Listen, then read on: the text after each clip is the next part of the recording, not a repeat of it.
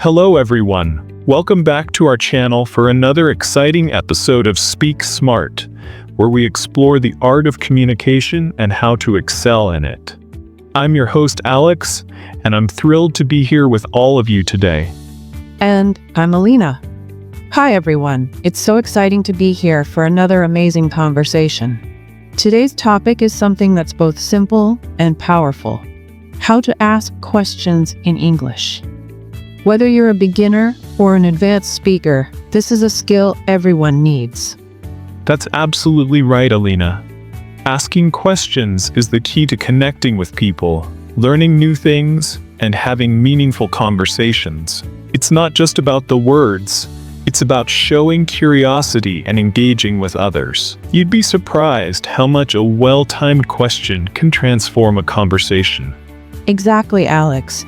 And it's not just about improving your English, it's about boosting your confidence too. When you know how to ask questions properly, you'll feel more comfortable in social situations, whether it's at work, school, or even while traveling. That's a great point, Alina. Questions are also a fantastic way to practice your grammar and vocabulary. Every time you ask something, you're using English in a practical, real-world context. And let's face it, learning by doing is one of the best ways to improve. Absolutely. And let's not forget how versatile questions are. You can use them to start conversations, clarify something you don't understand, or even just to show someone you're interested in what they're saying. Asking the right question at the right time can open so many doors. Couldn't agree more, Alina. So listeners, whether you're here to polish your skills or starting from scratch, this episode is for you. We'll cover everything you need to know about asking questions in English, from the basics to advanced techniques. And there's even a fun quiz later on to test your skills. Yes, we've got a lot to cover, and we'll do it in a way that's practical, engaging, and, of course, fun. Are you ready to dive in, Alex? Absolutely ready, Alina. Let's get started. Here's to unlocking the power of questions. Let's go. Part 1. Why asking questions matters. Alina, let's start with a big question. Why do you think asking questions is so important in communication? Great opener. Alex, asking questions is like opening doors to new worlds. It's how we discover ideas, perspectives, and experiences that we might never encounter otherwise. Imagine walking into a library and never opening a book. That's what a conversation without questions feels like. I love that analogy, Alina. Questions also create connections. When you ask someone about their experiences, it shows you care. It's a way of saying, I value your thoughts. And for language learners, it's even more crucial. Questions help them practice real-life communication. Absolutely. And here's another layer to it. Asking questions isn't just about gaining information. It's about building trust. When you're curious about someone's story or opinion, it fosters a sense of understanding and respect. That's so true. But you know, Alina, I think there's a subtle power in asking questions. They're not just tools for gathering information. They're also a way to guide conversations. By asking thoughtful questions, you can steer discussions toward meaningful topics. That's a great point, Alex. And let's not forget, questions can also clarify misunderstandings. Imagine you're in a meeting and you're unsure about a task. Instead of guessing, you can simply ask for clarification. It saves time and ensures everyone's on the same page. Exactly. Questions also show humility. They're a way of admitting, I don't know everything, but I'm eager to learn. That's a powerful mindset, especially in today's fast-paced world where knowledge is constantly evolving. Couldn't agree more, Alex. And you know what? Questions don't just enhance your interactions. They also improve your critical thinking. When you ask why or how, you're not just accepting information, you're analyzing and engaging with it. That's a fantastic observation, Alina. So listeners, if there's one takeaway from this part, it's this. Asking questions is an essential life skill. Whether you're learning a language, making friends, or navigating your career, it's the key to unlocking new opportunities. Couldn't have said it better, Alex. All right, are we ready to move on to the types of questions? Let's dive in, Alina. Part 2, Types of Questions. All right, listeners, let's talk about the different types of questions. Alina, do you want to kick things off? Absolutely, Alex. Broadly speaking, there are two main types of questions: open-ended and closed-ended. Open-ended questions encourage detailed responses and often start with words like why, how, or what. For example, what do you enjoy about learning English? Or why do you want to improve your communication skills? These invite the other person to share more than just a yes or no. Exactly, Alex. Closed-ended questions, on the other hand, are designed to get short answers, usually just yes or no. For instance, do you speak English? Or is it raining outside? Both types have their purpose, right? Open-ended questions are perfect for sparking deep discussions, while closed-ended ones are great for clarifying or confirming something quickly. It's all about knowing when to use which. That's spot on.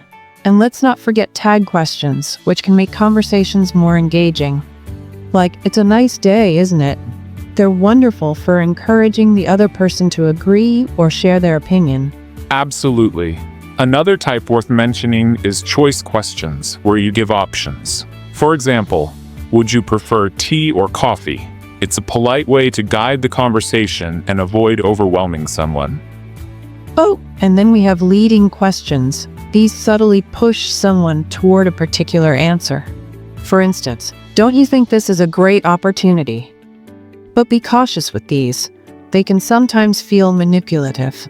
Excellent point, Alina. So listeners, understanding these different types can make your conversations much more dynamic and effective. Shall we move on to common mistakes in part 3? Absolutely. Let's do it. Part 3, Common Mistakes. Asking questions seems straightforward, but there are common pitfalls. Let's explore these in depth so our listeners can avoid them. Absolutely, Alex. One of the most frequent mistakes is forgetting subject-verb agreement. For instance, someone might say, "Do you like coffee?" instead of, "Does he like coffee?" It's a small detail, but makes a big difference. That's so true. Another common slip-up is mixing up word order in questions. English typically follows an inverted structure for questions, so instead of saying, "You are coming," it should be, "Are you coming?" Yes, and there's another issue I've noticed: overusing direct questions. For example, instead of asking, "Where is the nearest store?" you could soften it with something like, "Could you tell me where the nearest store is?" Politeness matters. Oh, I completely agree, Alina. And speaking of politeness, some learners forget to add those polite phrases that make questions sound more natural. Saying, "Can you help me?" is fine, but "Could you please help me?" is even better. Great point, Alex. And another thing, context matters. Asking, "What are you doing?" to a friend might feel casual and friendly, but in a professional setting, it could come off as rude if not phrased carefully. Instead, "May I ask what you're working on?" sounds much better. Exactly, Alina.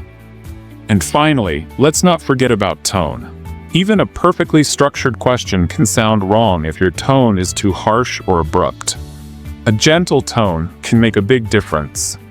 Well said, Alex. Now that we've covered these common mistakes, I think it's time to talk about how to improve. Ready for part 4? Let's keep going, Alina. This is getting exciting. Part 4, Strategies for Improvement. Improving your ability to ask questions in English is all about practice and awareness. Alina, let's start by sharing a simple yet effective tip. Sure thing, Alex. One of the best strategies is to master common question starters. Memorize phrases like, "What do you think about?" or "How do you feel about?" These are versatile and can be used in various contexts. That's such a practical approach, Alina. And here's another tip. Make use of role-playing. Grab a friend or a language partner and practice scenarios, like ordering food at a restaurant or asking for directions. Oh, role-playing is fantastic. It helps you get comfortable with real-world situations. And speaking of real life, I'd also suggest keeping a notebook of questions. Whenever you hear a good one, jot it down to practice later. That's such a great idea. Writing them down helps with memory, and you can review them before important interactions. Another thing I'd add is to pay attention to intonation. Even the best question can sound confusing if your tone isn't clear. Absolutely. Tone can change everything. Practice saying questions out loud with different emotions. Curiosity, excitement, or even concern. It helps you find the right balance. And let's not forget the value of feedback. Whether it's from a teacher, a friend, or even an app, getting constructive input can help you refine your phrasing. Yes, don't fear mistakes. Every time someone corrects you, it's a step closer to fluency. Make it a habit to ask for feedback, especially when you're unsure about grammar or vocabulary. Those are excellent points, Alina. And remember, listeners, progress takes time, but with consistent practice, you'll see results.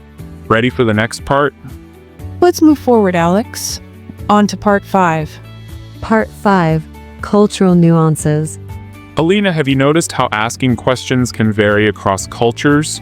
It's fascinating how what's polite in one culture might feel awkward in another. Oh, absolutely, Alex. For instance, in English-speaking countries, it's common to start a conversation with a question like, "How's your day?" or "What do you do?" But in some cultures, diving into personal topics too quickly might feel invasive. That's so true. And in some cultures, silence is valued more, so asking too many questions might seem pushy. It's all about understanding the context and being observant of the other person's comfort level. Exactly.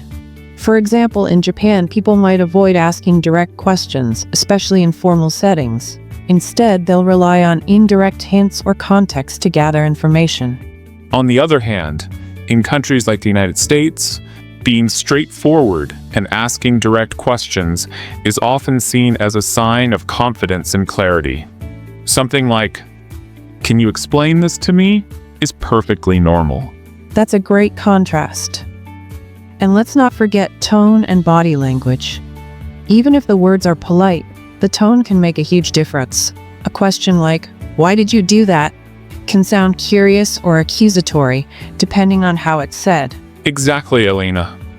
And speaking of tone, some cultures use intonation to show politeness. For instance, in many Southeast Asian countries, a rising tone can make a question sound more gentle.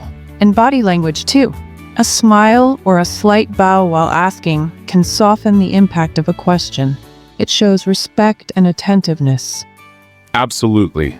Observing and adapting to these cultural nuances can really enhance your communication skills.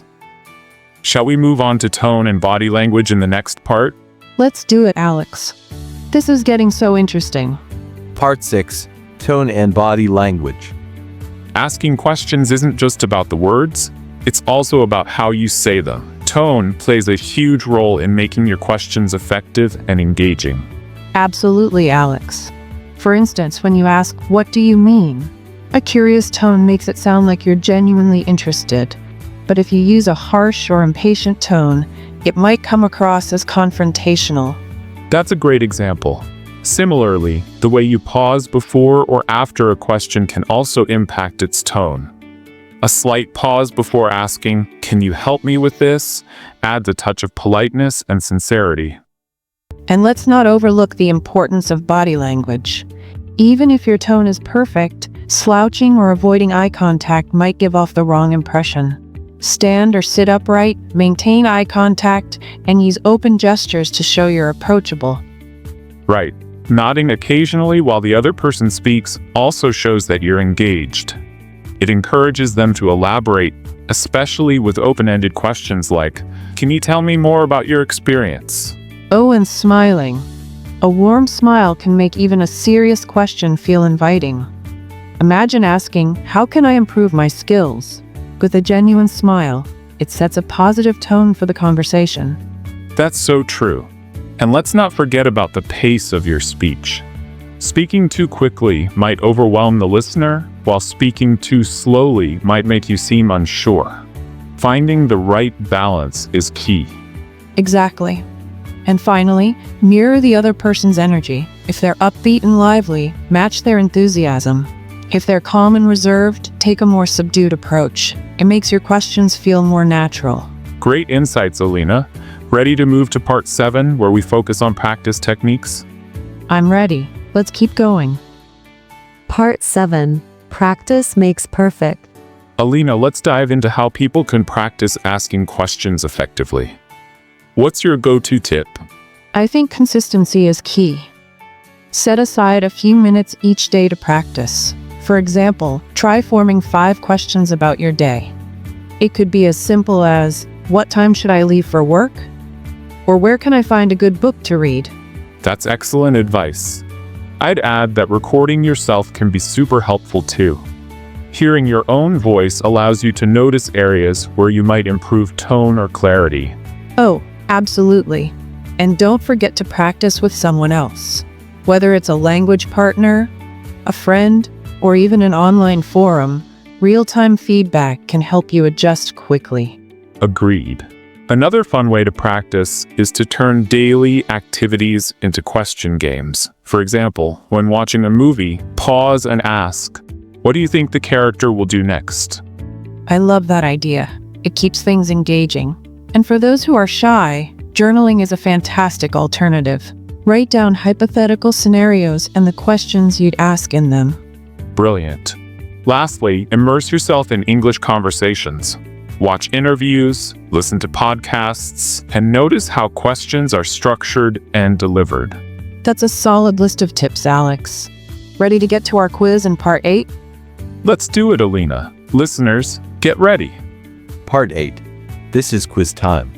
All right, listeners, it's time for a fun and engaging quiz to test your skills in asking questions. We've crafted 5 questions to challenge you and help reinforce what you've learned. Don't forget to share your answers in the comment section below. We're excited to see how you do. That's right, Alina. So grab a pen and paper or just type your answers as we go along. Let's jump into it. Here comes the first question. Question 1. Rewrite this sentence to form a correct question. He is going to the park. Think carefully about word order and structure. Moving on to question 2. Identify the type of question this is: open-ended, closed-ended, or tag question. Why do you like learning English? Great. Now for question 3. Fill in the blank to complete this polite question.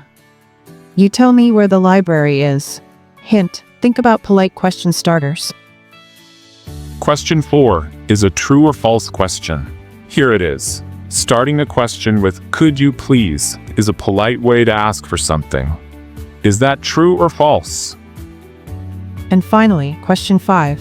Create your own question using the phrase, what do you think about? Be creative and think of a situation where you might use this phrase. These are such great questions, Alina. They're designed to make everyone think and apply what they've learned today. Remember, listeners, there's no pressure. Just do your best and share your answers in the comments. Absolutely. And don't forget, we'll be reviewing some of your answers in the next episode, so make sure to participate. This is your chance to shine and show off your skills. That's right. And hey, even if you're unsure about an answer, give it a try. Learning is all about taking that first step. Couldn't agree more, Alex. All right, everyone, it's your turn now. Go ahead and tackle these quiz questions. We're rooting for you. We can't wait to see your answers. Good luck, and remember to have fun with it. All right, that wraps up the quiz segment. Ready to move to the final part, Alex? Let's do it, Alina. Onward to the conclusion. Part 9. Conclusion. All right, that brings us to the end of today's episode, folks. We really hope you feel a lot more confident now about asking questions in English, whether it's in a casual conversation or a more formal setting. Exactly. And remember, the key to improvement is consistent practice. Don't be afraid to make mistakes along the way. Every time you try, you're getting one step closer to becoming fluent. And honestly, making mistakes is a natural part of the learning process. The more you practice, the more comfortable you'll get. And soon enough, asking questions will become second nature. That's so true. And speaking of practice, don't forget we've got a fun quiz for you today. So go ahead, take the quiz, and feel free to share your answers in the comments below. We really enjoy seeing your progress and engaging with all of you, so don't be shy. We love hearing from you. And just remember, no matter where you are on your language learning journey, the most important thing is to keep asking questions. Keep learning, keep pushing yourself, and keep growing. Every question you ask is an opportunity to learn something new, and that's what matters most. Absolutely, Alina. It's all about the journey, not just the destination. So stay curious, stay motivated, and most importantly, have fun with it. We can't wait to hear from you again. So until next time, keep practicing, keep asking, and above all, keep growing. Thanks, everyone. We'll catch you in the next episode. Until then, keep learning and stay tuned. Take care, everyone. Bye. Bye for now.